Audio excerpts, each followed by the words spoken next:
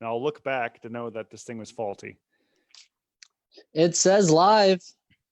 See, it's always like, oh, here, click this button to approve going live, but it's like been live the whole time. So yeah, it doesn't care about your approval.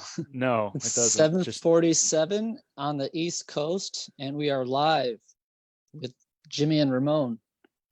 All right, this is the From Florida with Love comedy show. Dun, dun, dun, dun, and I'm gonna share the show. Okay, I'm gonna share mine too. Now the show doesn't officially get kicked off until the national anthem. Yes, which I expect all of you to stand for. Everyone must stand for the national anthem. Yeah, see, it says we've been live for 2 minutes. I'm like, I just clicked the button. And it's shared. Okay, no more looking at my phone. So yeah, so the lineup tonight will be Zach Bennett, and then Christophe Jean, and then Steven Rogers, and then Shane Mauss, and then Mia Faith Hammond and her mother, Elizabeth, I presume, Hammond. And then closing the show out is Casey James Salengo, who has been recently to Florida, was in Melbourne maybe 5 months ago, and did a show at open mics, which was a blast. But yeah, I think we'll have a chance of getting a lot of big names coming into Florida in the next maybe July on. Big names coming into Florida touring down here, you mean? Or through open mics? I think just touring in Florida in general and all the other fucking states that allow people to congregate in. Well, I saw Jordan Rock posted something about doing a show in, I think he said, New Mexico, and seeing if it was worth going to that, flying, blah, blah, blah, which, by the way, Jordan Rock, potential guest upcoming next week. So more to come on that. I want to ask, do you think he'll mind if I ask him about his brother? I mean, Tony Rock. Tony Rock. Yeah. So what's Tony like? Yeah, I just don't care about Chris at all. Yeah, I don't even realize it. You know, it's like, wait, you're Chris Rock's brother? What? All right, that'll be awesome. It'd be very cool. And still need to hear back from Brian Holtzman, who gave the okay, but never got back to me on a when. We are having a lot of trouble with that. It's all right. These guys, they're all chaotic people. They're comedians. They're renegades. They're drifters. They're gonna do what they do, and then Yeah, and what are we? They're reliable ultimately. We're just a little shitty show on Facebook. Hey, but no, not shitty. Don't put that out there. Haven't you ever heard of The Secret? Yeah. So Law of Attraction. I have that. It's literally right here. Hey, see, I put it out in the universe and it landed right on your desk there. I'm going to read the first quote on the page I'm on. Okay, go ahead. Or antidote. All right. This is such a holographic experience, so real in this moment that you don't even feel as you need the car because it feels like you already have it. You know, you don't actually have to own a car, but if you think you have one, sometimes that's enough. Yeah, bunch of bullshit. $16 to read that stupid shit. I've tried to apply that, and it makes sense because I've always wanted to live in Melbourne Beach, but I can't afford it because within the last 5 years, the property values have skyrocketed over there. But every day since in this quarantine, I've driven to Melbourne Beach and walked the block and and hang out for a few hours. And it's like, well, if I lived in Melbourne Beach, I'd probably be outside the same amount of time. So in a lot of ways, it's like, well, I'm still enjoying it as if I was living there. I'm just not walking down the street into my house. I have to just drive over the bridge to get to my house. So it's like, just got to change the framework of my mind, being like, in my mind, I'm living in Melbourne Beach. I think that's a John Denver song, right? Or in my mind, I'm living in Melbourne Beach now. I think James that's Taylor. James Taylor. Yeah. Thank you, Nathan Thorpe, for complimenting my hat. I've been going full on Western for this quarantine. I've been watching Westworld all quarantine, playing Red Dead Redemption. I've been drinking whiskey, and so I'm just going all in. I need to learn some rope tricks. So if there's anybody out there that knows some rope tricks that could teach me, I would love to be able to lasso. Yeah, I'd you love to be better able- kn- you What's better that? learn how to tie some rope. You I need to look learn like- how to hog tie. yeah, with that. So do you? That's your hat. Do you wear that outside? I haven't yet. But I plan on it. Jesus Christ. What? What's wrong with my hat? No, it's good. Like I said, you look like the Leonard villain Skinner? from the villain from Westworld. Good. Who's it? Who's that? Who's Ed the guy Harris? that plays that? Yes, Ed Harris. Yeah, I need Just to wear the it all hat, black. nothing else. I need to dress in all black. I should have got one of those hats that were like this. That way I could be like Rob Zombie or something like that, or Maynard from Tool. But I got the Yeah, straight or brim. who's the guy from the Goo Goo Dolls. yes, Goo Goo Dolls. Everything is gonna be alright. Rockabye. That's not the same. That's not the Goo Goo Dolls. No, as soon as I started singing it, I realized that's not Goo It's Goo Sean Dolls. Mullins. No, And I don't want the world to see me, 'cause I don't think that they'd understand. we just lost 12 viewers We lost 12 viewers instantly right there. as soon Wow. as you started singing. I know. That's why I don't sing. I try not to No, sing you're- anymore. Woo-wee. So yeah, as the Jesus, I better get this fucking frog out of my throat. I got a lot of chatting to do today. Oh yeah. I'll catch you when you slip. It feels like I swallowed a placenta the wrong way. Well, ladies and gentlemen, we're going to kick off the show tonight, and we're going to do it right with the national anthem Woo! performed live by the great one and only Matt Farley from Moturn Media. So I'm going to... Matt Farley left. No, he's Yes, in. he's back. He's back. Hey, Hey. Hey! How you how we doing? doing? Doing Good. all right. Can you hear me okay? Yeah, I can hear you. Perfect. All right. You hear the keyboard? Oh yeah. Perfect. All right, nice. And so will someone just like give me a cue and say like take it away, Matt, or something? Yeah, of course. All right, ladies and gentlemen, we're going to kick off this From Florida with Love live podcast stream event with the great one and only Matt Farley of Moturn Media, kicking it off with the national anthem. Was that a rehearsal or is that for real? I could do better. I could do better. No, you did great. Am I going to start singing right now? Ladies and gentlemen, give a big warm round of digital applause for the great Matt Farley. Woo! This is it, baby. Oh, this is really it. Okay. This is it. Oh, say, can you see by the dawn's early light what so proudly we hail at the twilight's last gleaming, whose broad stripes and bright stars through the perilous fight o'er the ramparts we watched were so gallantly streaming, and the rockets' red glare, the bombs bursting in air, gave proof through the night that our flag was still there.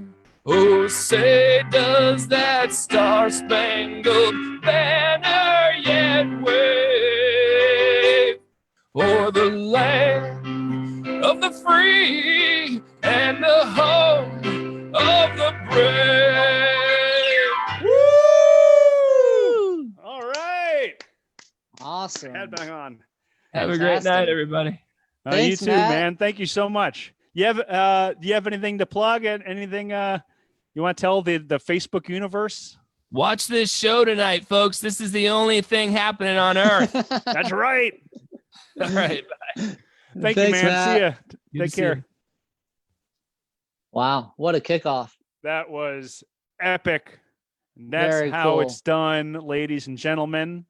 I hope you follow Matt at Moturn Media on Twitter, on Instagram. He's more on Twitter. You could find he's got about 70 different musical aliases all over Spotify and iTunes. You may have accidentally downloaded his songs one time. If you look up like Rihanna or if you look up Beyonce, you might find like a song about them and you're like, oh, what is this? And you just download it and it's a guy playing on piano singing about how Beyonce is cool. That's Matt Farley. That's Matt Farley. Oh yeah. He sings all kinds of songs about poop. It's great. He's a Gotta film. love that. He's got movies. This guy, he does everything, man. He just rocked the national anthem. Rocked the national anthem. That was in and crazy out. good. What? What a way to kick it off. Yeah. It's Wow. I'm glad you took your hat off because I was just enjoying it. I left my hat on like a And then I freaking- stood up. I felt like an idiot for standing up. No, but no, you did the right thing. I felt like an I idiot don't for want- not standing up. I didn't want people to write me. I didn't want him to think we're about to like pull our pants down or something. Yeah, I felt very awkward. I think it was a lose-lose situation there. You did the right thing, man. You know what? Hey, at least you didn't. I mean, well, you might get shit for not taking a knee. Maybe I should have took a knee. That would You have should been have taken a knee. You know, we should have. Kaepernicked it. Yeah. You know, we should have wore a Kaepernick shirt. Speaking of a lineup, this is our lineup tonight, folks. We are 2 minutes away from the show, officially kicking off with our first comedian. So the lineup tonight, 8:00 will be Zach. After that is Christophe Jean, great comedian from Orlando. After that is Steven Rogers, great comic from New York, who is quarantined, stuck up there with his girlfriend. And after that, Shane Mauss, who I'm very excited to talk to. I just watched his documentary, Psychonautics. Did I say that right? Psychonautics? Yeah, which is crazy. And I have a lot of questions for him. And then after that, we have Mia Faith Hammond and her mother, Elizabeth, at 8:50. And then closing the show is Casey James Salengo, my good close friend from Oneonta, where I went to school. And now he's doing his thing up in New York City. We have a lot of New York City people on the show tonight. Yeah, luckily the coronavirus doesn't spread digitally. Yeah, and I don't think it's made the way up to New York yet. So I think all those folks are fine. So Yeah, last I heard. it's only affecting us. All right, so we should we're gonna kick it off. It's 8:00. I'm gonna bring in Zach Bennett. Okay. Oh, Zach, let me give Zach an intro as he's coming in. Okay. Okay, so Zach, you can bring him in as I'm saying it. Oh, okay. Getting the whiskey. Zach is a comedian from Daytona. He puts on an amazing quarantine live stream comedy show every week since thing's been closed down. And I've been lucky to be on it. And he's been doing some really cool things. He raised over $250 for his friend Kevin just by doing the show, who was in the hospital, may still be in the hospital, and was out of work. So that's pretty cool. It's cool to have people that are doing cool shit during this shitty time. Ladies and gentlemen, Zach Bennett. Hey everybody, what's up? Good What's to up, see you. man? Good to see Good you, to see man. you How you guys. doing? I'm glad you're celebrating the moon cycles. You got the moon blanket in the background. Did you watch the full moon, super moon yesterday? Yeah, this is like a famous tapestry now. It's my girlfriend's because I've been quarantining with her, and it's in the background of all my live shows. So now people, it's like that's when people Yeah. are like, "So you're still there?" I'm like, "Yep." It's like you're a Um, Wiccan now. What's going on?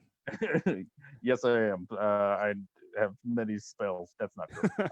Yeah. So, yeah, we raised a bunch of money for our buddy Kevin. It wound up being like That's 300 cool. total.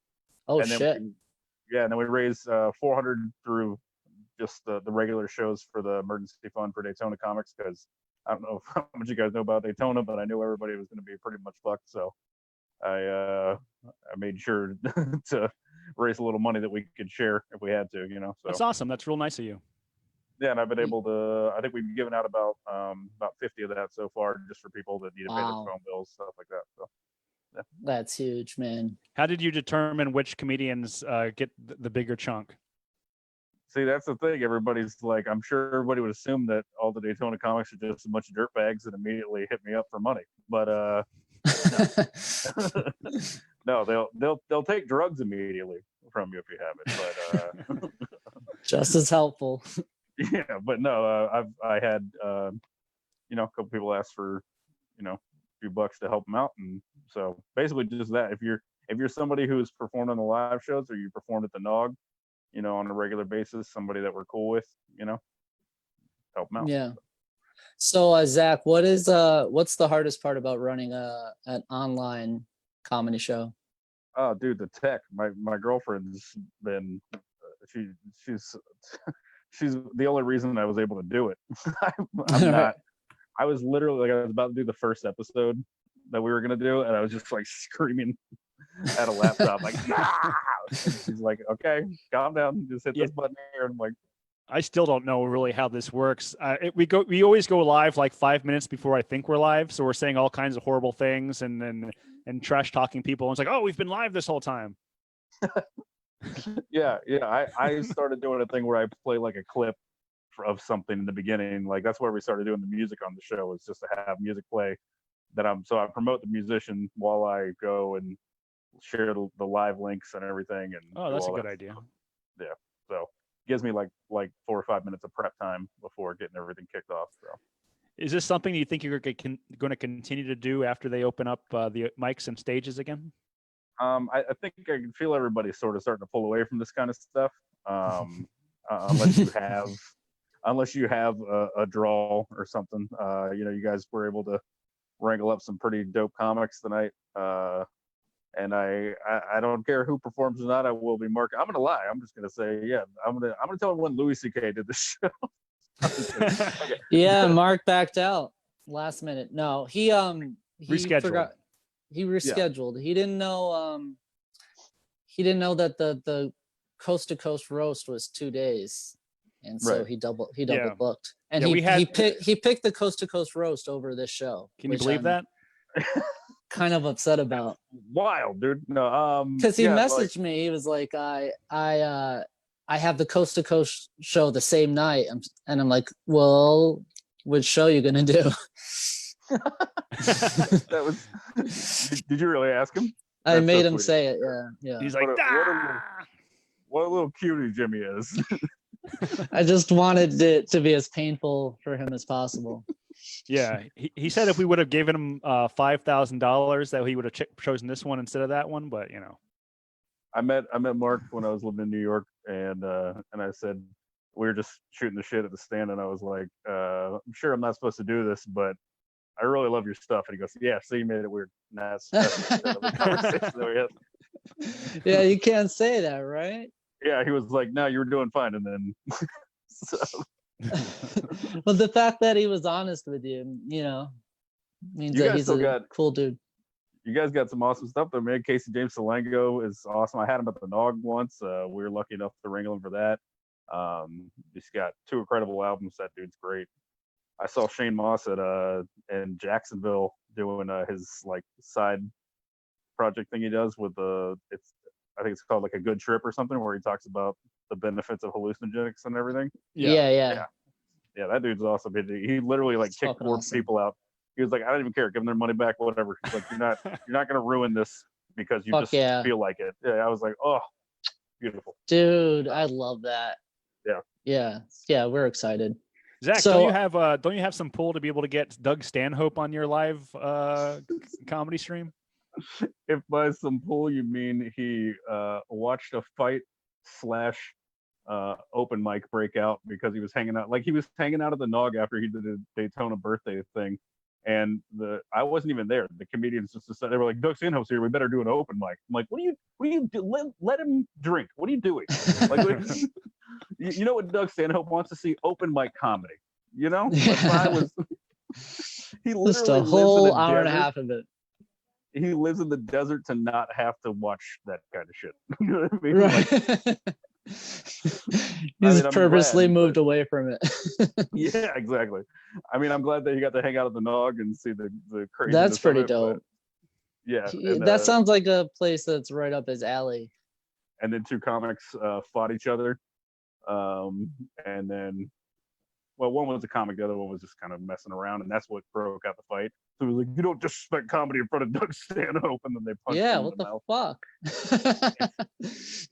Hey, here's a way to not disrespect comedy. Don't do an open mic all of a sudden out of nowhere because Doug Stanhope walked in. He doesn't care. He doesn't care about anything. What are you doing? Yeah, he's Mr. I don't give a No. fuck. He said he did the thing that Louis did before it came out. He said it was him just because he thought that was funny. Like that. That's like if Bruce Springsteen walks into a bar and is like, "Hey, everyone, grab an instrument. Let's play our shitty music for Bruce Springsteen." Exactly.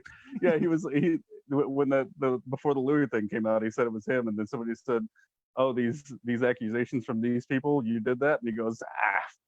He's like, I know I've done something like that, probably.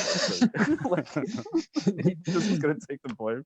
Yeah. Anyway. Oh, it wouldn't affect him at all. I mean, he has his you know, fan base pretty cemented. Yeah, no one. So, You're not canceling Doug Stanhope. No. no, I'm cancelable. So, Zach, is there anything you want to plug before you get out of here? We're doing a best of segment. I got Sam Ivy's cut together a best of the live streams segment for Sunday. So she's going to edit all that together and put a little sprinkle her own little stuff in there. So yeah. that'll kind of be a way for everybody to see what we've been doing without having to worry about the live thing. And then I guess I'll show it like a watch party. I got to figure out how to do that. Just show a video on Facebook, but without actually going live. So Nice, yeah, awesome. we're doing that. Yeah, that'll be Sunday. And then, Sam Ivy is so funny. She's super funny. Yeah, she's dope. And then yeah, that's pretty much it. I mean, I've been getting offers to do some random shows popping up, but I'd rather do stand up with intimate setting. I'd rather do stand up the way it's supposed to be done. I don't want 7 people on a beach in their car with a Bluetooth connection. Like, Yeah. I'll wait. I'm good. I'll wait. Fuck It's yeah, fine. man. Like life will keep going, and then we'll do stand up later. It's fine. Not that big. Yeah. Fuck these Well, shows. Yeah. Well, I when was it- expect- Thanks. when was it- all right. Well, Yeah, good seeing you, man. Thanks, Zach. yeah, man. Thanks for having me on, guys. Yeah, man. Have a good one. When was if those YouTube beach shows are like the next TikTok, though? You know. Ugh. All right, Christophe I hope Jean's in the not. waiting room. I'm gonna bring him in. All right. I'm gonna shut my door real quick.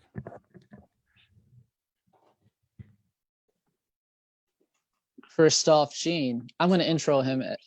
There he is. Hey, What's up, man? nothing much. Thanks for having me. How you guys doing?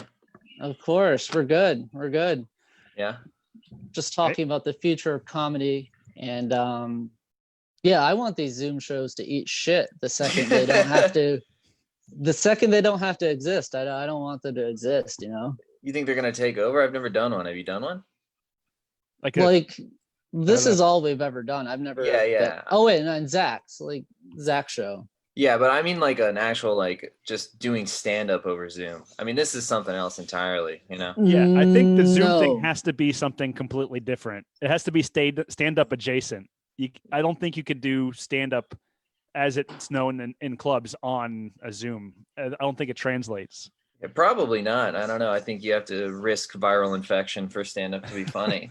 I think that's always been the case. I think it's There has to be some. Has to You be know some what? danger. Yeah, exactly.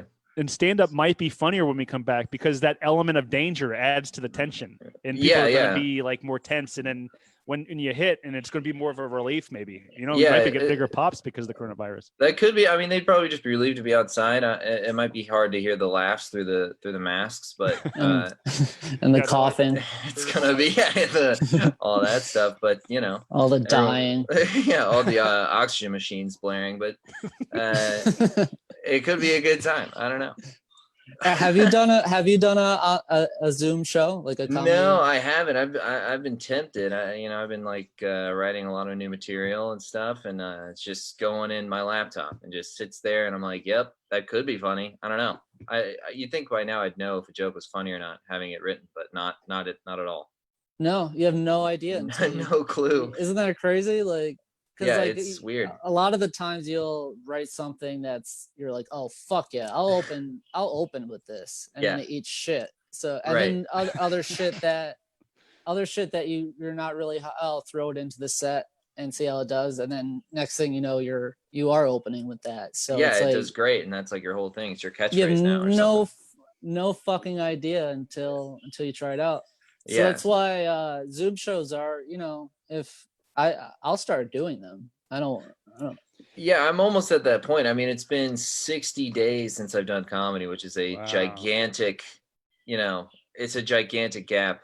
Longest before that might have been a week or something if I was like on vacation or something, but 2 months is just, I feel atrophied. I feel like it might even be fun just for the writing aspect of it, where you're not necessarily doing jokes that you think you're going to put in your act later, but just as a writing exercise, think of a topic and do like Daily Show style, what are they called? More like monologue style. Yeah, jokes. Monologue style thing. And then it's just like, it's throwaway, whatever, who cares? But it's just keeping your writing muscles going, Something like that, man.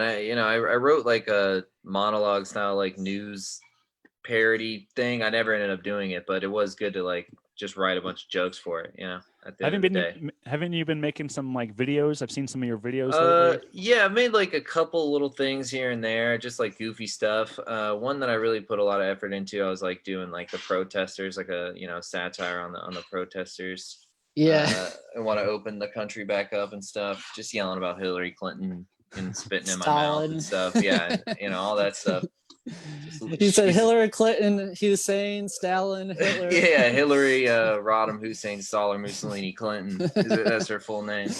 And you have a sketch that you made with Ross Pageant too? Yeah. Oh yeah, I also did that one where it's like, that's when like, when we're grandparents, when like us millennial Gen Z age people are grandparents, like recalling what, COVID was like. Just like, I remember I saw that one. That was good. Yeah, I had a lot of fun doing that. Trying to do more stuff like that. Just been fucking sitting on my ass mostly, just touching myself, thinking about, just that's it. Not even really thinking about anything. It's a lot of touching. Yeah, it's just a lot of touching. I get, except for your face, no face. I focus on my breath and I just go to town. Yeah, I masturbate and meditate at the same time. Yeah, I'm astral projecting, but it's just come. I touch myself. I get in touch with.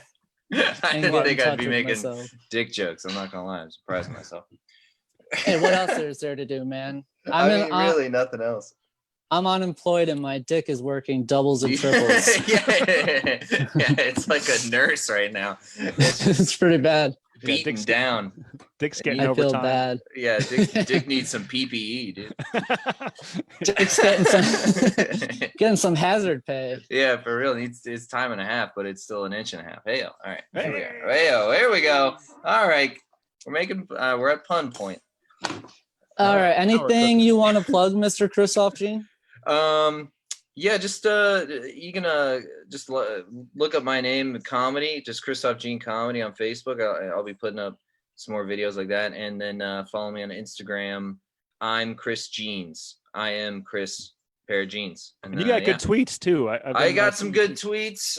Yeah, that's just Christophe Jean on Twitter, so you can search my name. It's a bitch of a name. I'm thinking of changing. Yes, you are a good tweeter. Yeah, thanks. You got I one appreciate that. on the bright side. All anxiety has been, all social anxiety has been cured. That one I like bombed. that. I was hoping that one would do well. I think I got like 2 likes. I was like, you know what? Fair enough. I Maybe- can relate to that because that side is very nice. There's no, yeah, like, I'm completely numb to being horrified by social interactions. it's Yes, pretty yeah. sweet. A Fear of lady missing at out's gone.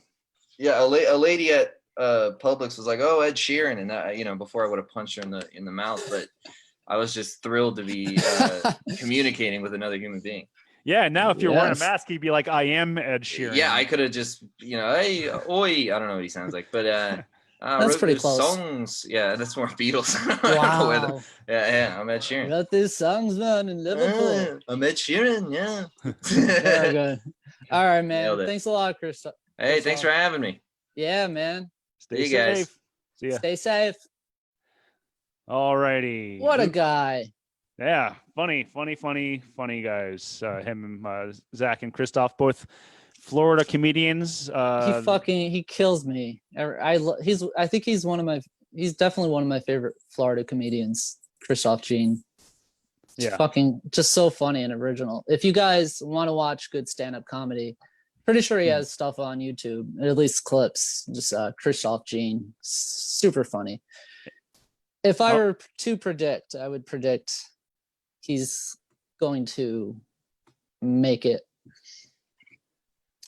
If Check we out ever his come Twitter back. though. He needs more likes and retweets on his Twitter because they're all actually really good. So check it out. He begs for retweets, so please help him out. Alrighty, we got Steve Rogers. Is he All next? right. Steve Rogers is next. Alrighty. Is he he's here? He's here. I'm gonna click the old button. You ready? Click the, I need a big Yes. red button I could just press like in the screen, like you know. That would be Just- nice. Let's bring him in. Steven Rogers. Hey, Hey, what's What's up? up, Steve? How are you guys?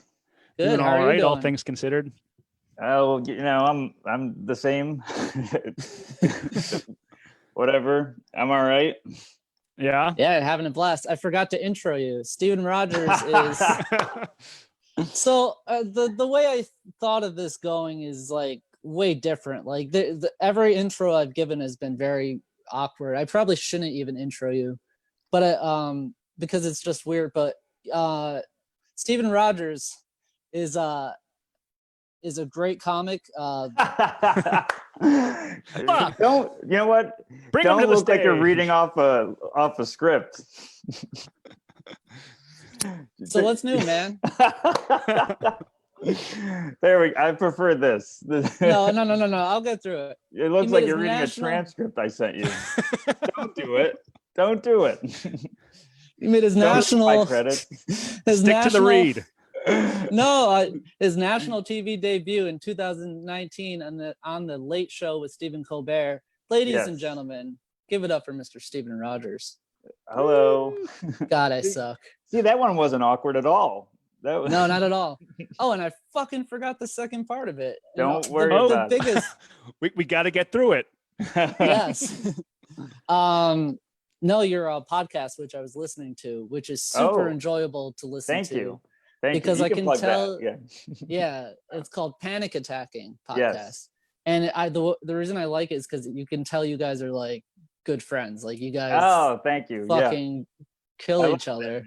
Yeah. Yeah. A very funny comedian, Andrew Chavone. Andrew Chavone, yeah. Yeah, it's very fun. I love So it. it's got to be nice to have that right now. Yeah, it's been good. We just started doing a Patreon, so we get to do it twice a week, which is a nice way to kill the time. Just an hour riffing with a buddy, and then people actually want to listen to it is just an added bonus.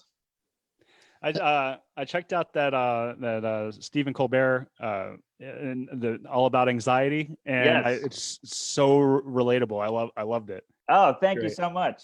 I appreciate that. And how is your anxiety during this whole pandemic?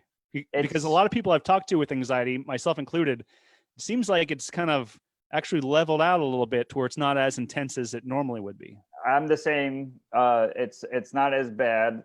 I mean, one thing is like I'm in my safe space 24/7 now. Right, Like, right, I'm right. just, inside with my girlfriend, it's not as many things to be anxious about, but I would say the only time I probably spiral once a week about comedy, and then that's it. Everything else is kind of fine.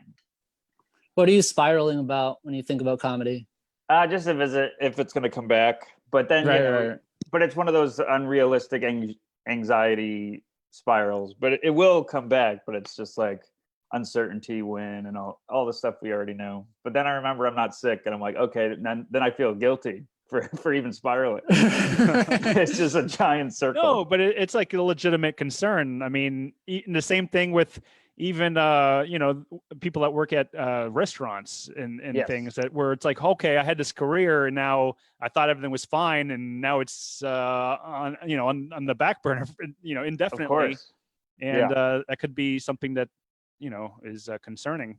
But what do you think about how comedy and stand-up is going into the digital realm here? Do you think that is I'm an old school guy, and pretty much every aspect of my comedy taste, like live is always going to be king, and like I don't think live will ever go away. We'll have to make adjustments. It'd be like speakeasies. People will get together in the woods and have a stand-up show.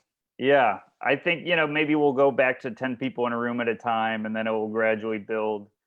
But I've been doing live Zoom shows, and they're good. Like, and it makes me write.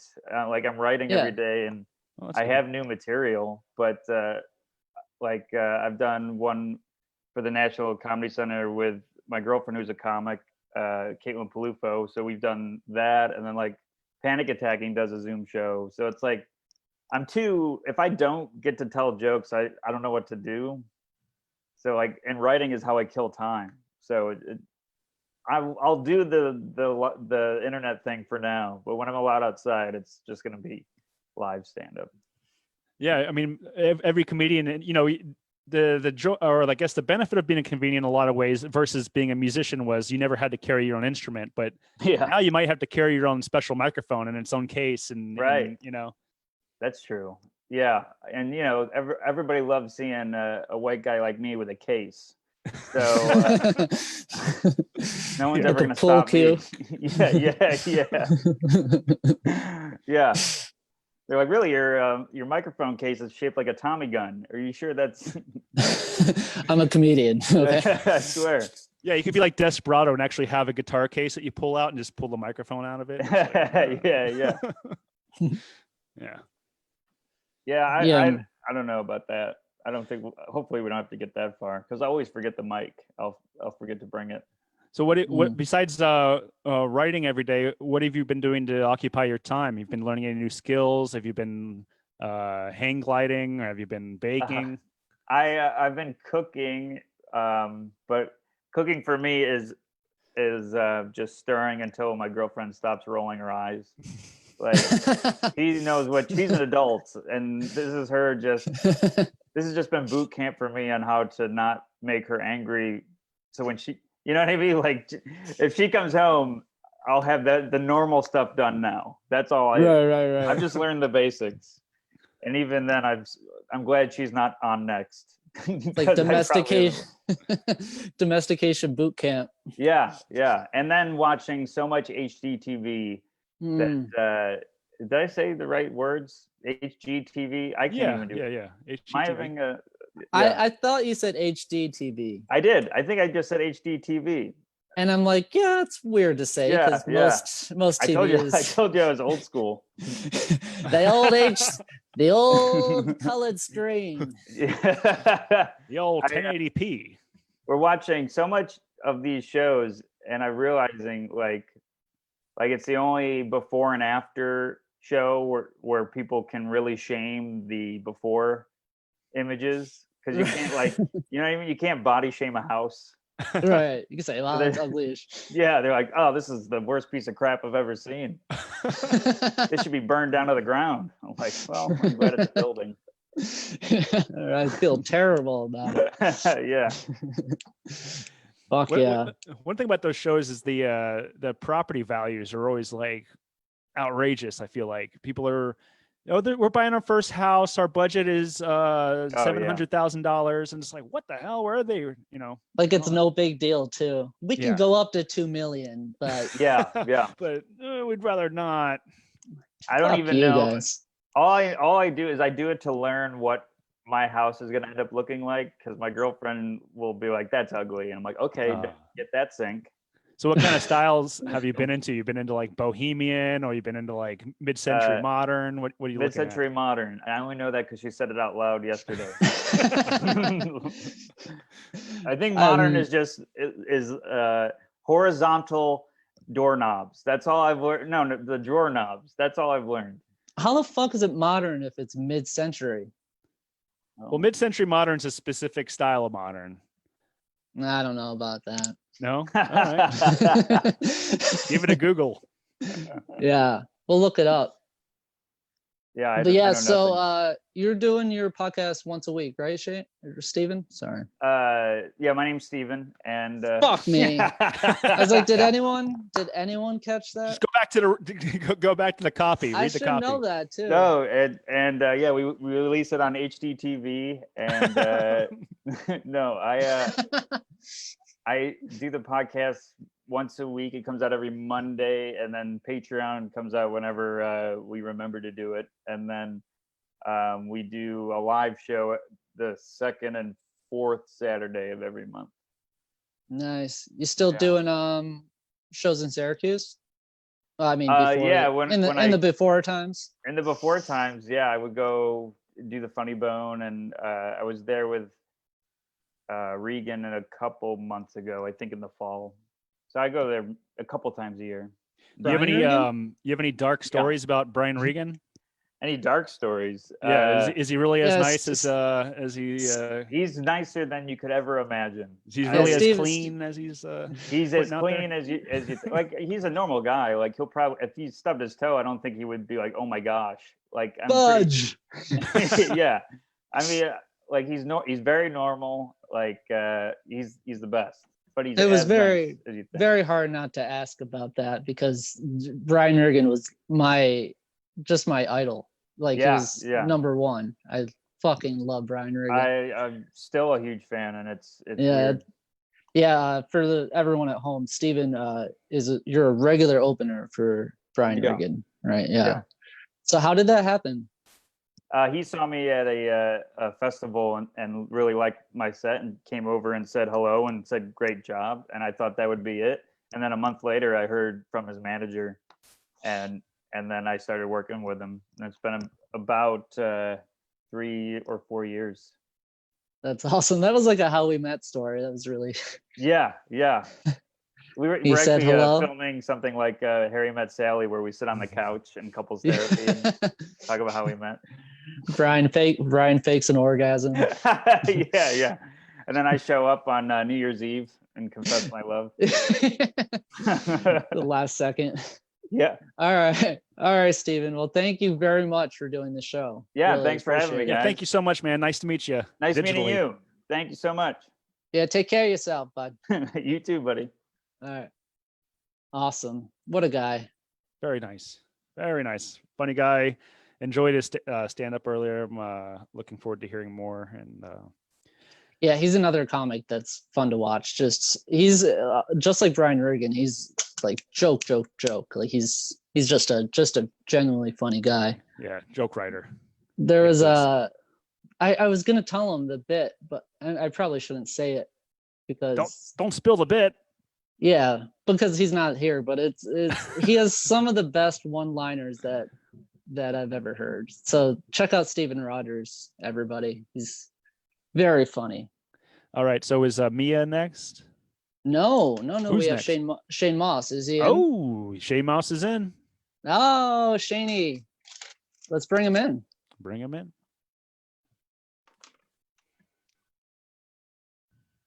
Shane. Hey, Shane. Hey. I think Hey, it's still. guys. Hey, Shane. What's up, man? Hey, how are you? Doing all right. How you Good. doing? Good. I'm just going to plug in my headphones. There we Awesome. I'll plug you real quick. Shane Mauss is a very, very funny stand-up comedian, and he has a new web series actually, Quarantine Couple, which I saw. Oh, you and watched? I saw it today. Yeah. Nice. Yeah, and here we are podcast, which is in like kind of there it is Oh shit. in kind of hyperdrive right now, because you've been doing a lot more shows than usual, Yeah. which is cool. Yeah. And, Yeah. So, and Yeah. Shane, do you remember when we met? No, not at all. No. Okay, so I'll just it was at a NACA festival. I think it was in Pennsylvania. I think I've only done like one, maybe two Yeah. of them. So, So you- yeah. So I should you were remember there. this. You were there, and I was like a stand-up. I still am, but like a comedy nerd. So I knew who you were, and so I was like, I'm the comedy chair guy that picked all the comedians. So I just Oh, joined so I nice. could like talk to comics, and so we met, and you bought a bottle of champagne, and Sounds about right. I think we emptied the bottle just between like two or three of us. Oh, it Yeah. sounds romantic. That's not I should have bought 2 bottles. That's not enough for 2 or 3 people. No, not at all. But the thing about, and then so just like that was a big, and then afterwards I think we smoked in a hotel like, oh, I probably shouldn't blow up either of Allegedly. our spots, but yeah, but we got high, and I told everybody that I got high with Shane Mauss. Wow, it really is quite the honor. It got me, yeah. I used to have I just had a Zoom meeting last Sunday with a bunch of high school friends. It's like the first time that I've done like a casual like social Zoom meeting with a group of people. Yeah. And someone brought out a yearbook, and I was reminded that in my yearbook in junior and senior year, I'd take my yearbooks and I'd like highlight the people's names that I Oh. smoked weed with, and like, and then I had like people that I had tripped with in a different color, and Right. like all these different Color coded. yeah. That shit brings you right back. That's crazy. I used to do that too. I was like, this guy's an asshole. This girl I had a crush on. Yeah. Yeah. But yeah, man, good to see you again. Good to see you too, man. And go ahead, Ramon. I was curious that if you've been to the DMT realm during the pandemic time. I allegedly. have not. I've thought of it. And one, I talk quite openly about drugs. So if I had, I wouldn't mind at all sharing the experience. Okay. The only psychedelic that I've done during the quarantine has been ketamine. And that's just because that's about the easiest one. From my point, not everyone has the same experience, but it's very chill. It's kind of it has a bit of a tranquilizing quality to it. And so even though the experience can be somewhat intense, like kind of visually or whatever, it's almost like someone giving you a tranquilizer before you bungee jump. Like the scene and everything is like very intense, but you're just very chill about it, and you really can't get nervous even if you want to. And so I've done that like a few times. I've been meaning to dabble in some mushrooms. I'm in Wisconsin right now. It definitely hasn't been warm enough for a full day outside, and I'm not a big LSD person anyway. And DMT, it's been about 3 years. I smoked the last time I smoked DMT. It was for my documentary, Psychonautics: Comics Exploration of Psychedelics, which is available on Amazon and a bunch of other places. And Awesome movie. Thanks, man. And then I also, and the time before that was like 9 months before that. And so it's been like a solid 3.5 years since I've really dove deep into the DMT worlds, and Because I'm curious what the purple lady thinks about coronavirus, or if she's I contracted know it. I've or... been wanting that. I've been wanting to know as well. I've been very curious what those tricky buggers are up to, and but I've just been it's once you break through into the DMT realm from smoking it, it's typically quite a nice experience. But the actual getting yourself there and hyping yourself up to do it and hitting it just right and everything else is the always the longer it's been, the harder it is to get back into it. So is it like it's like jumping off a cliff? Like you're like, it's gonna be fun, but kind of thing. Yeah, it's like skydiving or something. Right. Like, well, once you get that one out of the way, then it's like, oh, I can do that again. But yeah, otherwise it's kind of nerve-wracking. What do you think like the best scenario is for someone like me who hasn't tripped on DMT? Like, what would be like? Do you want to be alone or around other people? Well, it's helpful to have someone to hold your whatever you're smoking DMT out of for you. Yeah, I mean, if you, but I mean, having a good trip sitter is never a bad idea. DMT would be one, depending on how you like. You know, I have it in like a cartridge, and so it's not something that I have to light or anything like that. So I don't need to like worry about if I were to drop it or something like that, it wouldn't matter. And so that being said, doing it by myself is at least as good, if not even better in some regards, because sometimes when you're in the experience and you're in some, you know, reality that looks kind of like this virtual background behind me or something,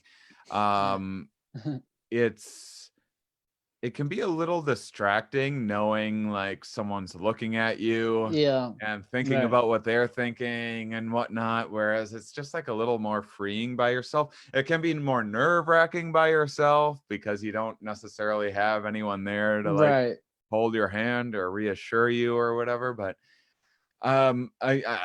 yeah, I mean, DMT doesn't seem that picky in that regard. I just definitely wouldn't mix it with alcohol. And I also don't necessarily recommend DMT to people. I don't not recommend it.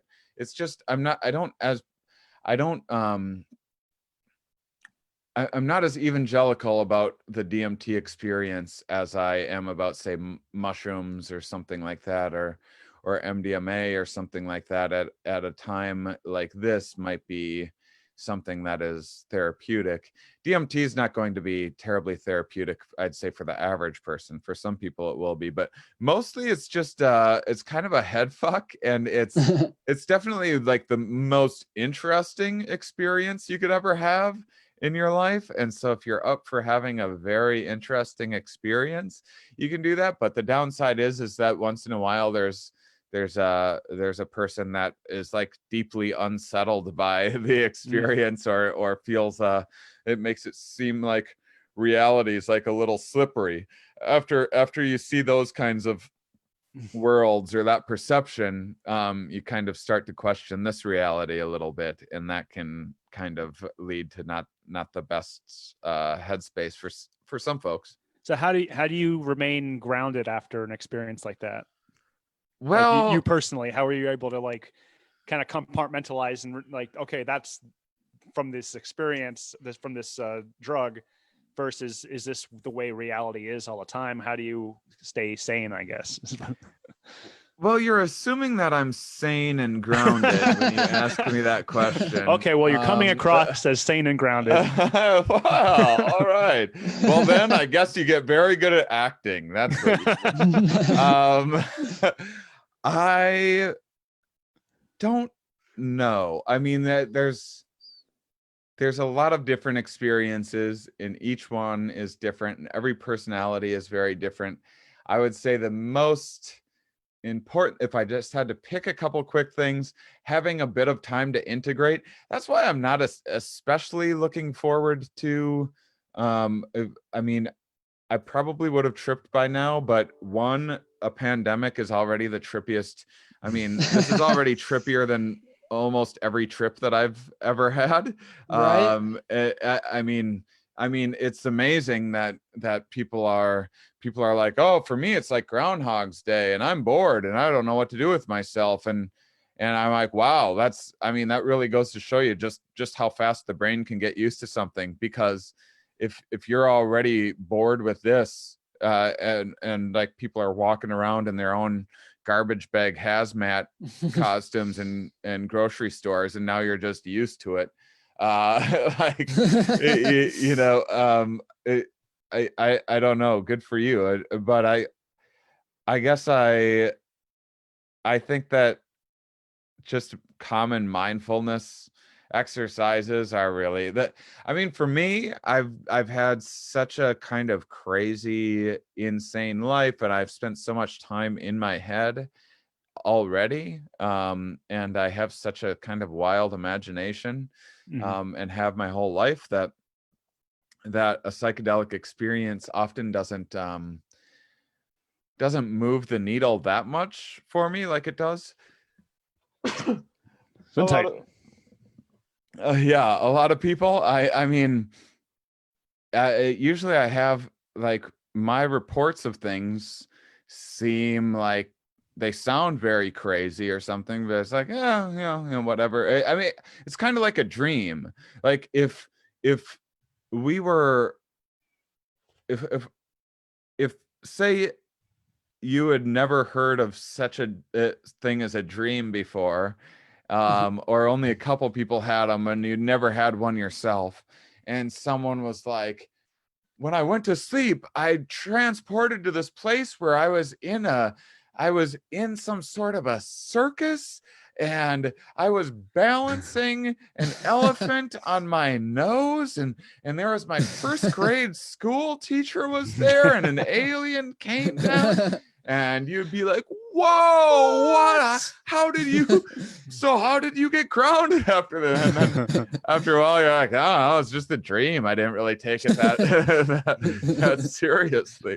So it's all just kind of, it's one of those things that comes along with experience. So I would normally save DMT toward like the end, but that's just kind of the way that I'd done it. In terms of what you do, in terms of if you're worried about being grounded, MDMA is one that, because it's like barely a psychedelic, is one that's easy to ground. I'd say ketamine is easy to ground, and then after that, mushrooms, and then after that, maybe LSD, mushrooms, LSD around the same area. So taking DMT first would be like trying to fight a black belt when you haven't even trained at all in your life.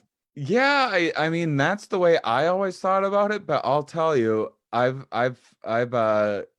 given DMT to a handful of people that have never done any other psychedelic experience in their entire life, and 100% of those people had a fantastic experience. And I mean, I kind of was like, well, now when they do mushrooms, they're going to be pretty underwhelmed.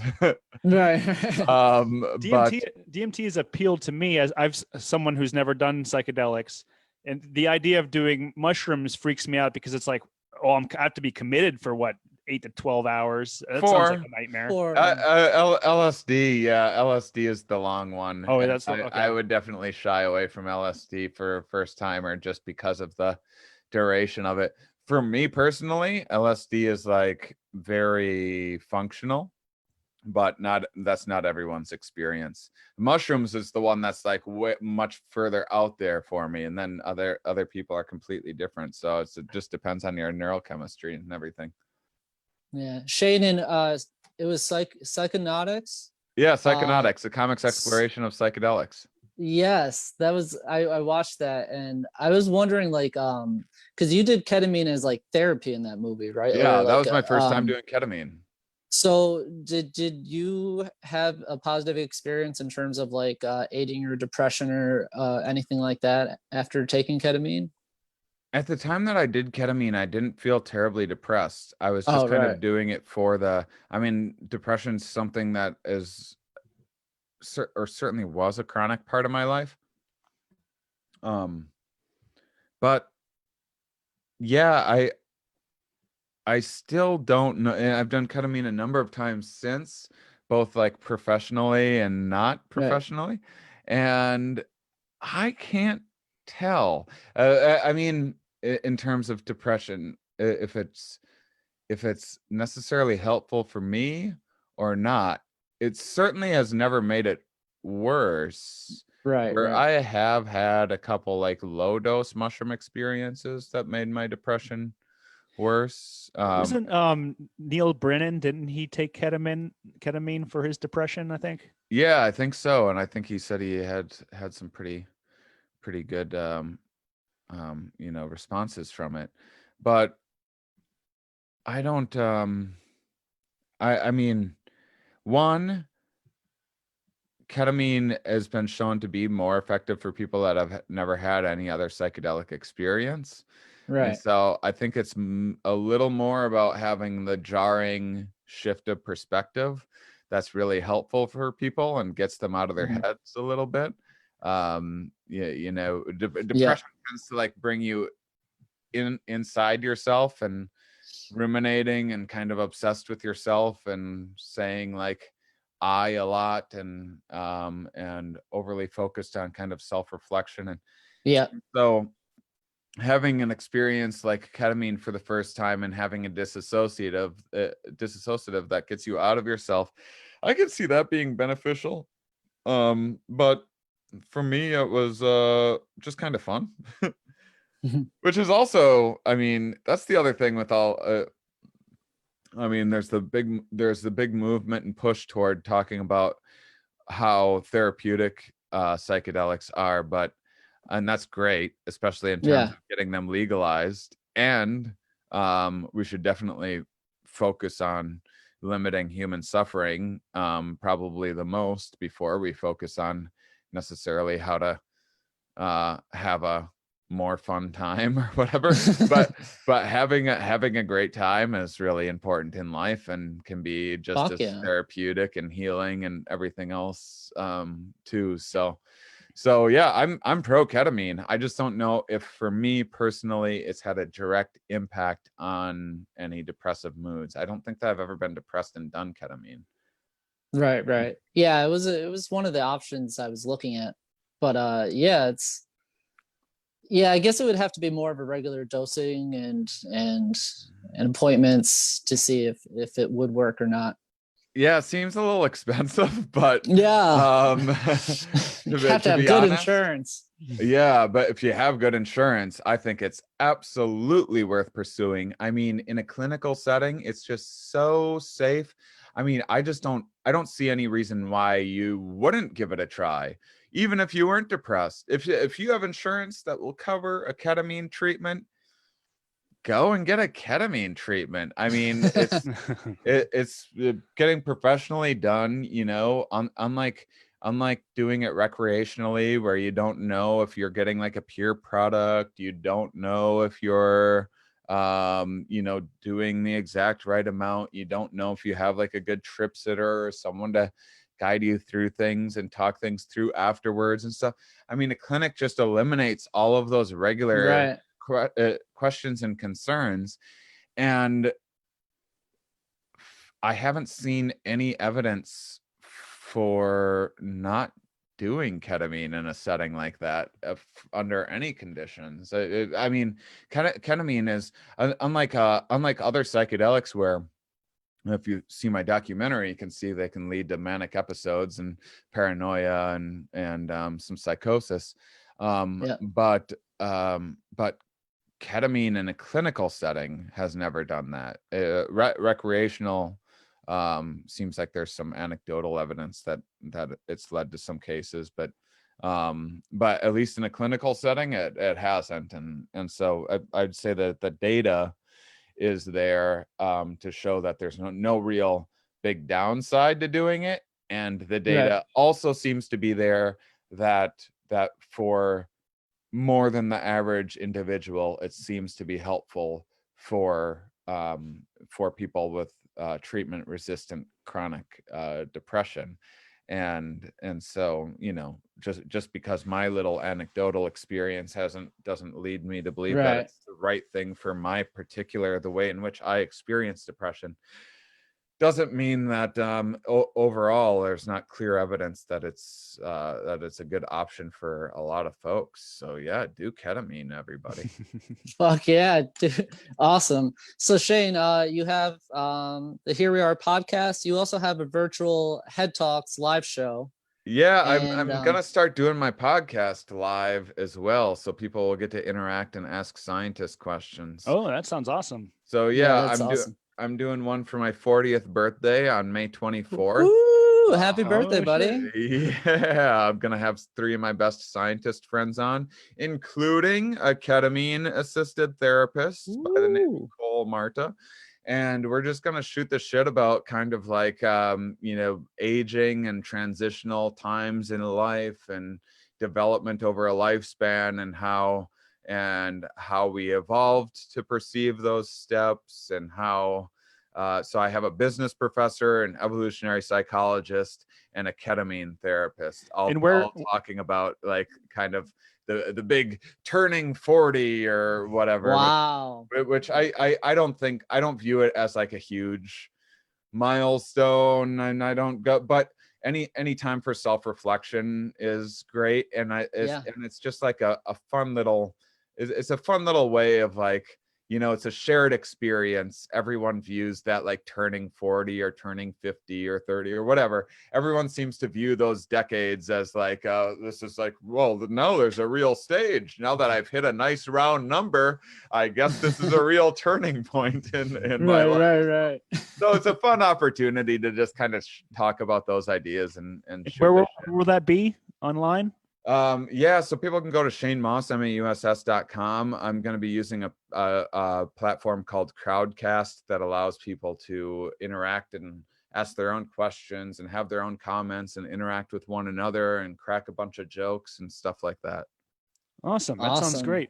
Also, Hey, just thanks so go ahead. so I think Zach Bennett just wanted he wrote in, he said he saw you in Jacksonville relatively recently at a venue there, and he just wanted to let you know that it shut down and it was found out that it was a secret meth lab. He just went Really? Yeah, that's what he said. I don't know any more information on that, but that's what he said. He wanted you to know that. Oh, well, that was a cool secret meth lab. I liked that secret meth lab. If you ask me, the world needs more secret meth labs with those kinds of fronts, because of the secret meth labs out there, which I am not a supporter of secret meth labs, but if you're going to have one, attach a nice independent comedy and music venue to it. At least give back to the community that way. Absolutely. Thanks, Shane, so much. All right, thank you guys. Thank you. It's great seeing you, man. It. Good to meet Take you. care. Stay safe. Alrighty, we got Mia Faith Hammon coming in. Oh, good. I just texted her. Yeah, she's been in the waiting room the whole time. We just got to enable her video. Ask to So, start if I'm video. not mistaken, we have not only Mia, but also Stinky Mommy. Hey! Mia and Stinky Mommy. It's beautiful, Mia and Stinky Mommy. I'm so sorry. How are you two? You go first. Great. Thank you for asking. I'm beautiful, so I guess we're a little different. So your mom is Elizabeth, right? Elizabeth Ann? That's me. Indeed. Happy early Mother's Day. Oh yeah! Happy early Mother's Day. Mia, do you have anything planned for your mom for Mother's Day? Yeah, I was waiting to do this on Mother's Day, but Oh! will you stop nagging at me all the time? She said no? She said, I'm just not that into her. her mouth said no, but her eyes said no. Hey, I'm glad you guys wore your name tags. That helps any confusion for the I listeners. really appreciate that. What's this? I can't see. I'm guessing beautiful Mia and Stinky Mommy. Yeah, this one says beautiful Mia. Hey, Mom, why don't you? I can't. Bring it in. You gotta Let's see. do what you want. You go famous or not. So we're not. Put your name tag to it. Okay. Well, it says smelly mommy, so that's true. Oh, there it is. So I have to ask because I saw this video and it was almost 2 years ago. It was the Mamma Mia roast battle. Yes. That was Yeah. on my- Now, Elizabeth, did you write your own material that night? I wrote a tiny portion of it. It was mostly written. Did you write when you said I hate Mother's Day because it reminds me that I'm your mother? I don't think I No, but so did. I did write. we had a note. We had like a virtual note thing that we shared back and forth. And Yeah. So good ideas. I wrote most of it, but she wrote the joke of the night. It won joke of the night. What was it? You want to say it? You say it. Do you remember? Thank you. Yeah. Thank you, cunt of my cunt. You wrote that? I did. Oh my God. I wasn't even going to say that because I felt that was a really good joke. That I've never heard something kill so hard. It was surprising. That was the first that was written. She like when we were thinking about doing a roast together, she was like, could I say this? And I was like, yeah, this is gonna Well, she told me about where you go, thank you, da, da, da, da, whatever. Oh, the Right. The roast kind of cadence. the Because rhythm. I've seen these roasts, and so that just fit that rhythm. So where are you guys at right now? It looks and sounds like you're in a bomb shelter or something. we're in a bomb shelter or something. Okay. Oh, that explains it. Yeah. Clears things up. Yeah. You guys in Good Florida, answer. or are you in New York right now? We're in Florida right now. Okay. Because New York is, I don't know if you knew this, but it's the epicenter. It's the Epcot of this pandemic. The Epcot of the pandemic. Yeah, baby. I don't listen to the news too good, but I think that's what they call it. It's exactly that. How So have you I been haven't. Oh, go ahead, Jimmy. Oh no, I want to know if there's going to be another episode of Sniff My Mom. oh boy, should we, I don't know, should we tell them? Tell everyone. Should we? Yeah. Right now? We are in the works of a Sniff That Mom 2. Yay! Oh, this is great news. It is a sequel, not a prequel, but we should do a prequel. We should. You definitely should. Yeah. Little puppets of us. Little puppets or like live action and I'm wearing a diaper or something. I don't know. We'll figure it out. I want more improv between the two of you. I don't like it. I mean, it's so great to do. Well, she needed to be pointing a framed gun at you, telling you to improv in order for you to improv.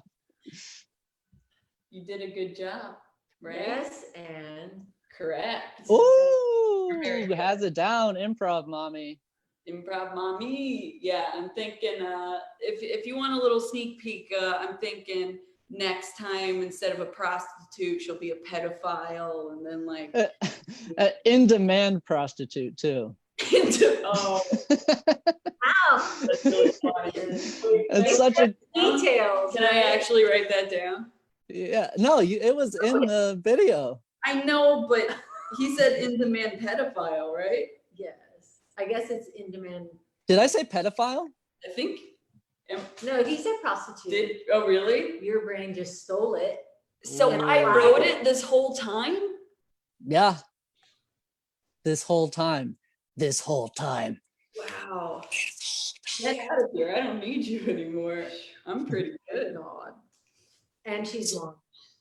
So I have a question for the two of you. If you guys started a mother-daughter business, what would you guys sell? Oh gosh. Ah. I would, well, she's, I mean, I don't know if you've seen Sniff That Mom, but she's got a mighty scent. So I love shit. Videos I can smell. It's a great smell, but it is cheap. So we'll sell it. Ooh. Hey, whoa, the roast is In demand, but she's not expensive, okay? Calling your mom cheap. So you guys, you live with your, obviously you live with your mom. I know what really surprised me. Like I tried to do a video with, I live with my mom and dad right now. I tried doing a video with my dad and we got into like a legitimate argument. Like there was no video was ever made. So it's pretty cool that you guys can work together like that. Abuse your father in the right way. Well, I saw Mia's directing skills, like kind of as the video went on. She's pretty good. I am pretty good. I'm beautiful Mia, and I'm pretty good. It's on the poster. Yeah, well, you know how like in the Ringling Bros they abuse the elephants and then they do what they say. That's what I like about him. That's what I like about them. So. Mia, how is your colonoscopy quarantining during this time? I mean, the colonoscopy, to be honest, is constantly quarantining in a certain area. But yeah, it's in Florida with me. We're having like a sort of I guess it's like our honeymoon right now, you know. Oh. Accidental pandemic. What are you gonna do, you know? So, but yeah, he's great. Getting older. Yeah. Just getting older, or Getting older. Reading more. He's reading more. We've been watching movies. Like what movie? Colonoscopies. They're just like us. oh, I thought you were watching colonoscopies with your colonoscopy. No, we're watching like Uncut Gems and shit. You're nasty, man. I'm nasty. I'm sorry. Gross. Is there any chance that you two are going to come up with your own podcast? Oh gosh. Mother. A Patreon? What do you say to that? Pam wants to do. That's what we're gonna do. Wow, she's so cooperative. Huh. Stinky mommy, blink twice if you're in an abusive relationship with your daughter. Oh, that's a strong 2 blinks. Nodded her head. No, so I I guess guess she's big safe. eye I blink. guess she's safe because Pay she attention. nodded her head. You have glasses on. No one can see that. You're a stinky mommy, okay? Listen, what? You don't know what. Put on your fucking. No one will know your name. So That clears it up. Oh, So you- we're great. Are you looking forward to going back to New York?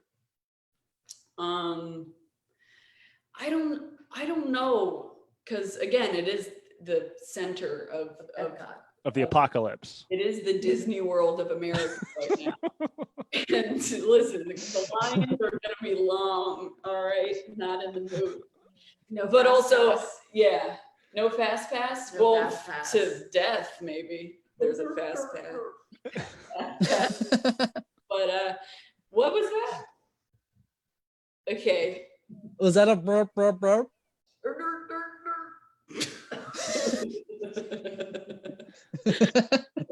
Oh, you're gonna get the belt tonight. Oh. I knew it.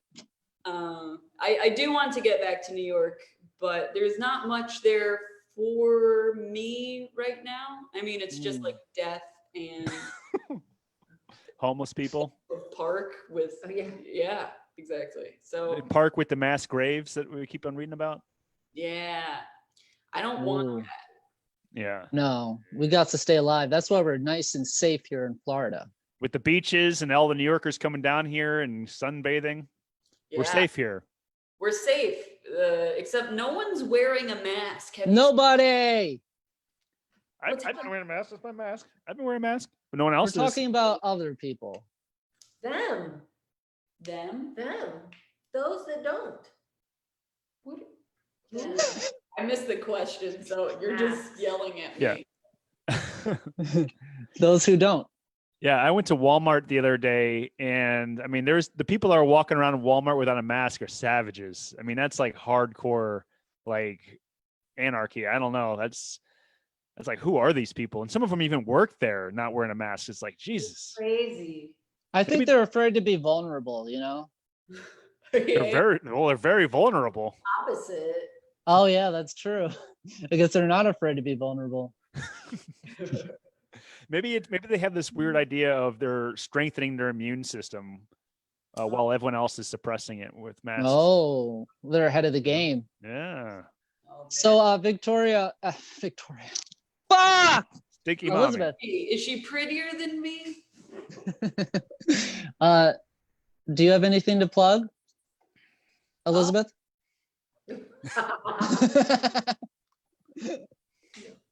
You don't? Nothing? Nothing to plug.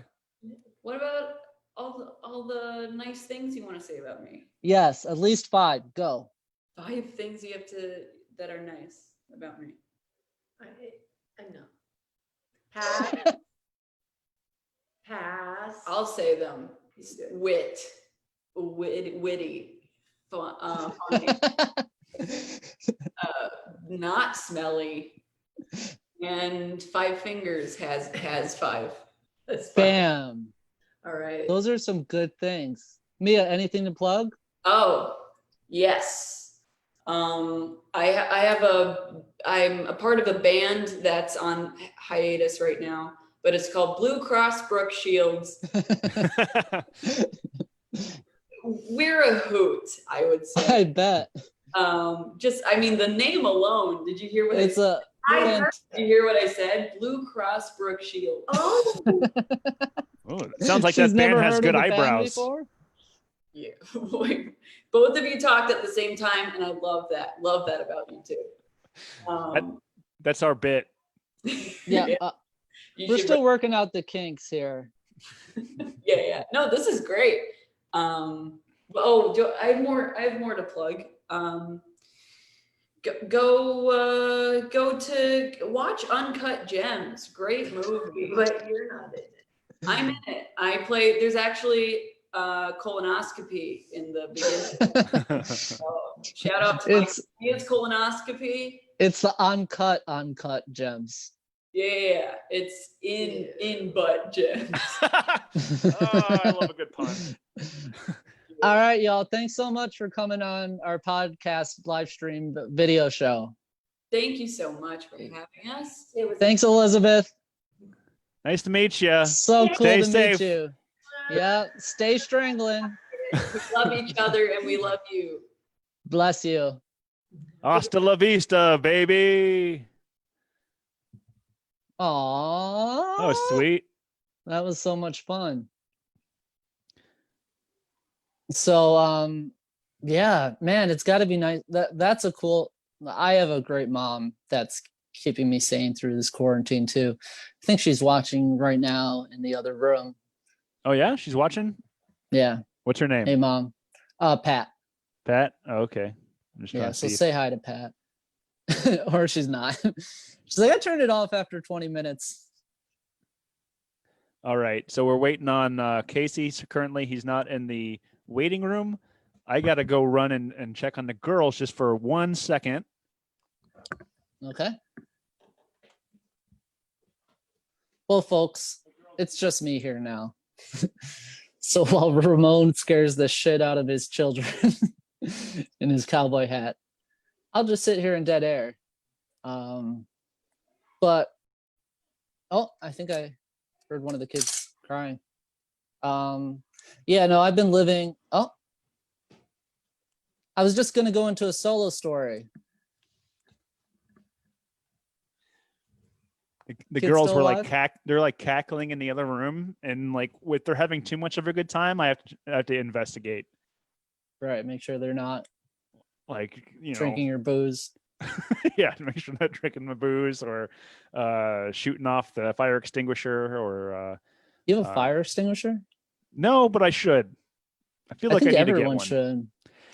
When I was preparing for the quarantine and like stockpiling flour and toilet paper, completely forgot about the need for a fire extinguisher and how important that might be. Yeah. Do you have a fire extinguisher? I don't. I should have one. I would probably just start fires just so I could put them out. I've always wanted to put out a fire. Yeah. You're Yeah. a twisted fire starter, aren't you? Yes, I'm a twisted sister Hey, sister. from another mister. Sister. Remember that one? So yeah. Oh, that was a great show. It's a great show, man. The Mary Kate and Ashley Olsen, I believe. No, I don't think so. Not them. So we got Casey. I told him, let's see. I think I told him the right time. Mark and Mike also. We had originally Mike Blaschetti, but he said that he was not feeling well. So that's two. But he wants to do next week's show as well. So we're gonna have a killer show next week, or whenever we should do one every Friday for sure. Right? Yeah. Well, yeah. Unless At I have a least- hot date or something, you know. So. And then I and think then we should maybe- just do them whenever. I mean, we shouldn't necessarily have like a hard this is the day necessarily, because right now most people aren't working, so it's not like everyone has a strict schedule to adhere to. You know, so Right. like Tuesday is like a Friday or a Saturday anyway, right? I never know what day it is. Like I don't. I knew today was Friday because we had this to do. See, I forgot just now that today was actually Friday. Yeah, it's the weekend, baby. It's the freaking weekend. You know what I miss is that like there's no like that weekend excitement where it's like there's something going on. And it's like you electricity get in ready. the air. You put clothes on knowing that people are going to be viewing you in a social situation. Like I'm like still you're doing that. Yeah. fat, but do you know what I mean? And then like putting on cleaning yourself because you know people you care about are going to smell you. Yeah, that's something that I've had to really focus on this quarantine, where I'd go for my run in the morning, come back home, and then like just be in the same clothes for the rest of the day. And I've had to be strict with myself, be like, no, I gotta take a shower, get it over You gotta with, change do my the floor clothes, take care of shower. myself. You know, you got to push yourself. Like especially to shower. Like I love showers. You know, yeah. So, but sometimes I'm lazy. I'm like, I want to come home, take a Yeah. nap. And you really know, you're not going to see anyone. That you're not going to see. No one's going to be able to smell you. Yeah, and if So, you do like, see that- somebody in public, you put on a mask. They don't know who the hell you are. Exactly. Yeah, I have less motivation to shower. Well, Yeah, obviously. in fact, if you smell bad, you'll keep people even further away from you. Mm-hmm. Yeah. Extra 6 feet. In the beginning, when this first, like in the late March, early April, I think I went like 3 days once without taking one shower. It was bad. It was like to a point where I had to, like, I threw away my loofah because that's how disgusting I was. Yeah. Well, I think some people would think like, well, that's not bad, man. What you're doing is you're building up your natural flora and your natural body's defense system. And what you're doing is it's like dry aging a steak, you know, where you get that little film of bacteria that's actually really helping keeping the freshness in. And with that being said, Casey James, Salengo is in the waiting room. Okay, we'll finish that body later. talk. Yeah, let's bring Casey in. Okay.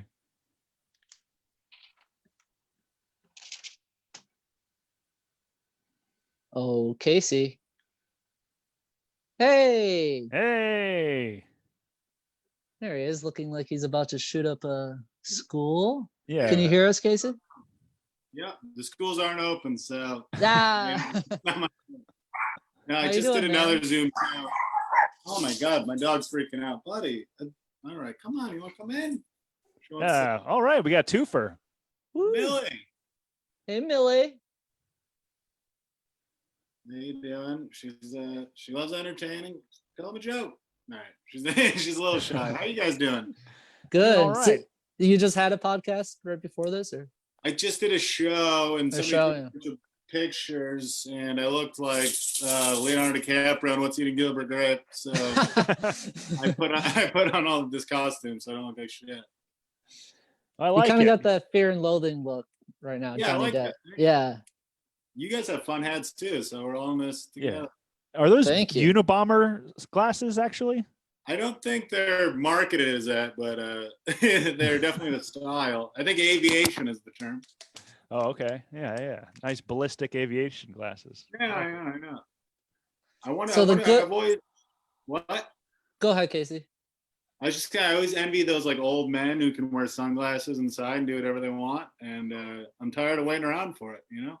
I just want to. Yeah, I cannot pull off sunglasses inside at all. Like I feel like the biggest douchebag if I left them on by mistake for like maybe 2 minutes and in Publix, and I felt like, oh my god, I hope people didn't think I was doing that on purpose. Yeah, you just got to push through that because you do feel like a douchebag, but then after a while you just don't care. I don't like people see my eyes. It's vulnerable. I feel like you could run Well, into yeah. Publix or the grocery store with sunglasses and you're fine, you know. But if you're sitting at a restaurant, it's 50-50. You might look like a badass. Yeah. But there's the chance that you're like, what's with this guy? You know? It's true. It's a bit much. And I live in New York, so whenever I ride the subway anywhere, I just leave my sunglasses on all the time. So I've grown very comfortable. I just like accessories, having a good time, you know, partying. Hear ya. I can dig it. So are you doing your podcast? It's The Good, the Dad, and the Ugly, right? Yep. We actually recorded an episode of that today. And then I also have a show called The Big Weird, and we did an episode of that tonight. So it's been Oh, nice. Are you doing that remotely then? Yeah. It's all over Zoom. Yeah, that's cool. Yeah, I was listening. You guys like The Good, the Dad, and the Ugly is gaining, like, you guys have fans now, like that feel like kind of like they're included into your life. That's got to be a cool feeling. Yeah. There's a small but loyal fan base. They email us constantly and message us. Yeah, that's cool. It's pretty cool. People send us stories that are like, some are fun and some are like, you should be reporting this to police. I don't know why you're not the people we send this to. We're just dumb fucking comedians. But people really open up to us. We tell like horrific, embarrassing stories. So yeah, I feel like it ingratiates us to people, and we're happy to have them. Fuck So what's yeah. what part of New York are you living in right now? I live in Ridgewood, Queens. So it's like right across the border from Bushwick. We're like 2 blocks away from Bushwick. What's it like there right now during this whole crazy apocalypse? Well, I mean, it's pretty rough. Our area, like our zip code, is like one of the worst areas in the country. Specifically, we're right between like 2 hospitals, so it's pretty bad. We live right next to a funeral home, so you see caskets going in and out all the time. Yeah, they're doing good, I'm sure. Yeah, no, they're making a killing. No pun intended. Hey. Come on. Professional comedian. But we also live near a cemetery, and there's just like fresh holes all the time. Other than that, everything's pretty cool.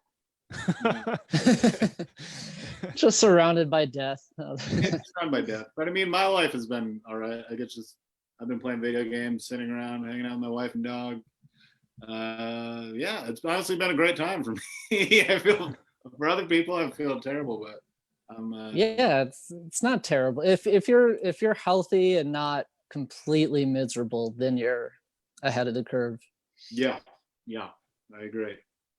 Plus, I think you get more. I mean, like, you know, Bushwick and that area used to be more you'd get street cred for living there back in the 90s, and not necessarily anymore because of the gentrification. But I mean, you're literally surrounded by death now. I mean, you should get it should be like a badge of street credit, I feel like. Yeah, no, I deserve something for going through this. A lot of the like rich white people have fled to their houses on lakes and upstate and stuff. So for sticking it out, I think I deserve something. Bushwick, when I moved here, it was still like gentrifying, but now it's like fully, there's city bike racks. When the city bike racks move in, that's when you know it's going down. The parking gets worse. Like Williamsburg, when my wife moved here like 12 years ago, that was still rough. And now it's all like Warby Parkers and Tom shoes. and it's like, there's an Supreme Apple. pop-up shops and stuff. Yeah, there is a Supreme pop-up shop. It sucks. Yeah. How's Florida? Florida is Ooh, beautiful, living the man. It couldn't be dream. any better. I feel really bad because I've been unemployed for like a month, but it's been like a paradise down here. So I feel like it's just like great vacation, and like I don't know how to like feel about it. I mean, buddy, you got to feel however you feel. Don't feel bad about it. You're living life. I saw Florida was doing great, and like everyone expected you guys to get your asses kicked because you didn't issue the stay-at-home orders. But yeah, we have immune systems like dogs here, where like our gut flora is that of scavengers because we're just... yeah, it's true. But you can't eat chocolate, so it's rough. No, that's for sure. Florida is great. Your governor deemed wrestling an essential business, which has been huge for me. I really appreciate that. Is that something? Yeah, you're a huge wrestling fan, right? Oh yeah, there's a big pay-per-view tomorrow. I'm very excited. Ooh. It's called Money in the Bank. So I'll explain it to you, fellas, if you don't know. Go ahead. Okay. It's a ladder match with 8 guys, and there's one with women too. And you have to climb a ladder, and at the top of the ladder there's a briefcase. In the briefcase is a contract where you can challenge anyone for the world title anytime in the next year. Say like they just got their ass kicked in a match, you can run out and pin them.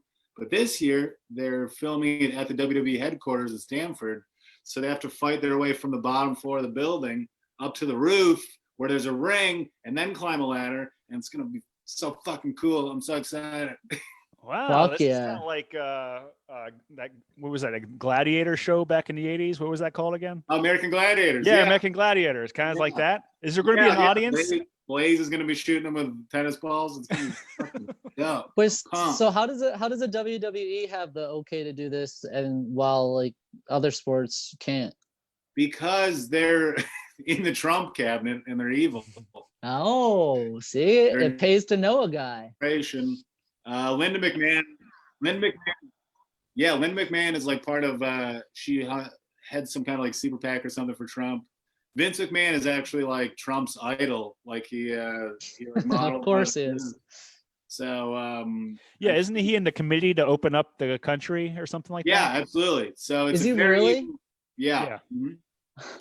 And Dana White too, UFC guys on there. But UFC is also doing a fight soon too, right? Yeah. Is that this weekend or when is that?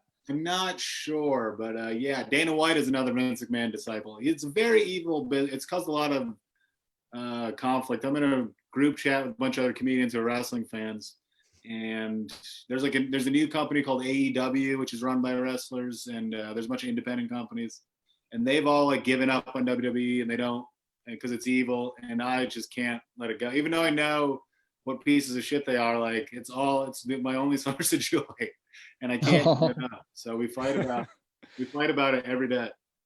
Yeah, is your wife a fan? No. Does she watch with you? Sometimes she enjoys like the entrances. Mm-hmm. She's a big fan of like pageantry. She likes, she loves like RuPaul's Drag Race. So this is like, there's elements of that. There's a lot of similar elements. She watches like she watched WrestleMania with me, and she's gonna watch the ladder thing with me tomorrow. She's supportive, but no, she's not a fan. What's your favorite era of wrestling? It's tough to say. I guess, I mean, I know all I really know is when I was growing up, they call it the Attitude Era. Like the early, when Hulk Hogan was on was it the NWO or something? Yeah, so that was WCW. I wasn't a WCW guy, I was a WWE guy. That's another thing why I'm so loyal, because they were like battling for supremacy in the 90s. Yeah. And I was like hardcore WWE, and they finally trounced WCW, and now they like have ingrained me and indoctrinated me with being super loyal. And no matter what they do, I can't give up on it. So I was a WWE guy. Undertaker was my dude. And then the early 2000s, they got like a slew of fantastic wrestlers, Kurt Angle, Eddie Guerrero, these guys. And so that was like the best time for me. Yeah, I was always forced my whole entire life to be a fan of Razor Ramon because of my name. So I guess that's my guy. Oh yeah, the bad guy. He's yeah, that guy's insane. He's a big alcoholic, drug addict. But he's a cool dude.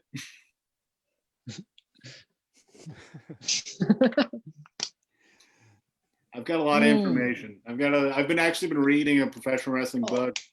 There's a documentary series called Dark Side of the Ring that I've been watching constantly. Yeah. I've really been boning up. Do you know a lot of moves? Yeah, I used to do a little backyard wrestling. I wanted to train when I was younger, but I was so unathletic and I was like a fat little boy. And so I think that's part of the reason why I became a comedian, because I could just do the talking part. But there's actually a school a few blocks away from me that my buddy trains at. And he's a comedian as well, but he wants to be like a manager, but they make him go through the rigmarole of like taking bumps and learning how to wrestle and all that stuff. Yeah. Right. If you're any way involved, you might get hit by a chair, or you might get, thrown, yeah, you're going to get hurt or something. You got to learn how to take it. So. Yeah. Yeah. And it's all it's choreographing, right? So it's basically like putting together. What? No, choreograph is the correct word. Fake is the wrong word. All right. Yeah. Correct. So fake is not the right word? Fake implies that they're actually like throwing themselves around and getting hurt, and it requires, it'd be like saying like a dance recital is fake. You know? Yeah, right. Like it's we know they're not swans. But they're not. We know they're not swans, but it's it's real, and it's an incredible art form, and it doesn't get respect. I'm sick of it. Do you have any of those stuffed wrestlers? Remember from the late '80s, early '90s? I don't have the stuffed guys, but I have. My wife lets me have this little shelf here. Oh shit! Wow! So I got my frog band. I got a couple. This is her dad up there for some reason. Like Trent Reznor. Yeah, no, he's a good-looking dude. So I have a little bit. I have this big wrestling poster right here. Oh, nice. Oh shit! So you're a legit really fan. Living the life. She's probably gonna leave me pretty soon. We saw the video.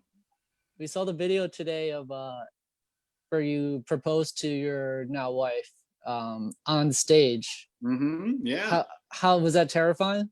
Oh, it was horrifying. Yeah, I had a plan for a long time, and I didn't know. Like I already had a plan and like asked her parents and stuff, and I got the ring, and then I had told all her friends because she was having this big show at the Bowery Ballroom. It's a huge place, and like, so I already had all this planned, and we're kind of just like talking about proposals, and I was asking her like what she would like or whatever, and right. And I was like, what about at a comedy show? She's like, I don't think I'd like that. And I was like, oh, fuck. I was like, oh no, because I already had it all in place. So I was going back and forth. Whether to do it or not, but I think she was she runs a weekly show in like a basement at a restaurant, which is a really good show. But I think she was imagining to be like there, not in like a 300, seat place. But yeah, that was super sweet, man, and like it definitely brought a tear to my eye when I watched it. And Jimmy, you said the same thing, right? It was really good video, really. Yeah, I was happy with how it went. I wasn't nervous at all. I was like, I didn't understand why people get nervous. I'm like, you just asked me a question. You probably already know what they're gonna say. And then the morning I woke up and I was just like in a cold sweat. Right. All my friends, I was like, yeah, I'm nervous. They're like, yeah, dumbass. Have you never seen like a movie? This is normal. Yeah. So were everyone were her parents in the crowd and all their friends and all that? Yeah, a bunch of her friends, her parents. Yeah, so a lot of people. Her co-host, I'd like set it up with before, so a lot of people knew, and I'd like hide in the place before it was happening. I was trying to hide from people who didn't know. So like while the show was going on. Oh right. Oh, she didn't know you were there? No, she knows there. I told her I had another show, and like people were coming out of the show to go to the bathroom, like, Casey, what's going on? I'm like, shut the fuck. And you got down on that knee like just in time. Like, I know. She was turning. Like it was perfect. Man. Thanks, man. Yeah. And right before the last comic up was Sam J. Who's right up Saturday Night Live, great comic, and she was like 15 minutes late. So they were, and I was going to come out after the last comic. So they were like killing time on stage, and I was so scared they were just gonna have to end the show because she didn't come, panicking. And then finally she came in, and it all worked out. It was wonderful. It's awesome. Good stuff, man. Hey, Casey, do you have anything? Oh, go ahead, Ramon. I just wanted to say that a bunch of Daytona comedians are writing in. They want to say hello. They're shout out from Daytona. I love Daytona. I did that Florida trip a few months ago, and it was so much fucking fun. Daytona might have been that's the Tierna Nog, right? Yeah, Tierna Nog, yeah. That was my favorite show. The whole fucking thing. It was so much fun. It was like just like a dirty ass bar and like trashy, and that's my show. I love it. All the comics are so nice and welcoming, and I had the best time. Awesome. Yeah, dude. Yeah, it was cool you coming to Florida. You came also to open mics where we perform. That was a blast too. Fun. We were actually supposed to be down there. We were going to go on our honeymoon in Florida, and we were going to do some shows down there like right now. But yeah, we were going to stay at a Jimmy Buffett's Margaritaville resort. Oh, where in Dania, Florida, or yeah. Hollywood. Yeah. Oh, nice. Oh man. Yeah, we're white trash, hardcore. Yeah, but like classy white trash. Classy, yeah. You need like that's a nice spot in Florida, man. You need to wear some gator boots. I know. We're coming. We're definitely going to come back, and we're going to try to set up some shows to supplement the Jimmy Buffett expenses. Fuck yeah.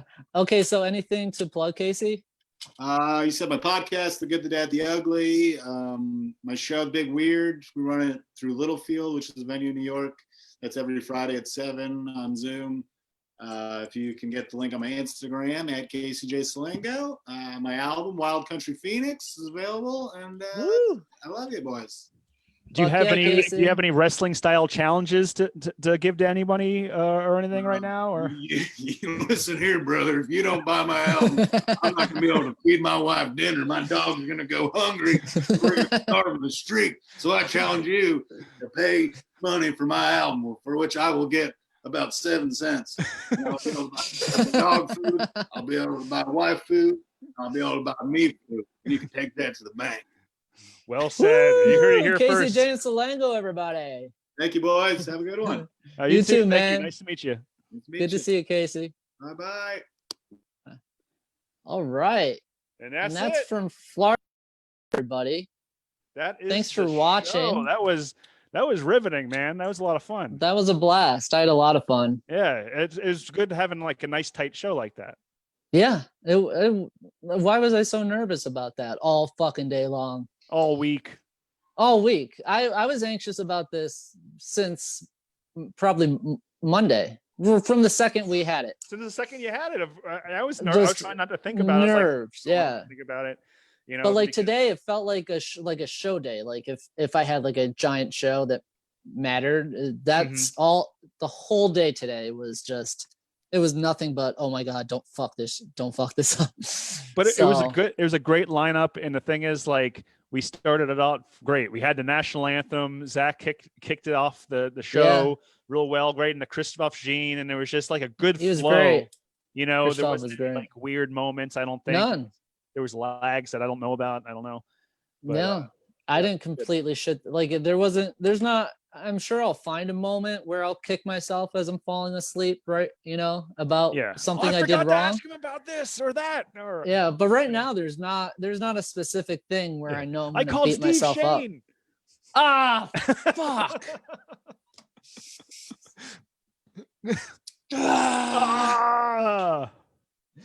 See, now I'm going to think about that. I called Steve Shane.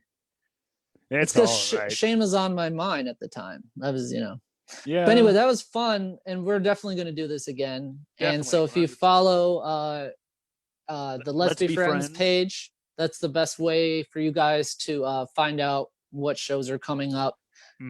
We'll post there. We'll post like when shows are happening, and then we'll post the links to the shows while they're happening. And I'm not very tech savvy, but you should be able to adjust the notifications on the Let's Be Friends page to notify you when we go live. I don't know how to do it, but look it up. Someone can find it out. Figure it out. Yeah, you do it. You do it. Do it. All right, man. Great show tonight. I had a blast. Thank you, everyone, for watching. Yeah, thank you guys for watching, and namaste and Hare Krishna. See you later, Adios. Jimmy. See you, man.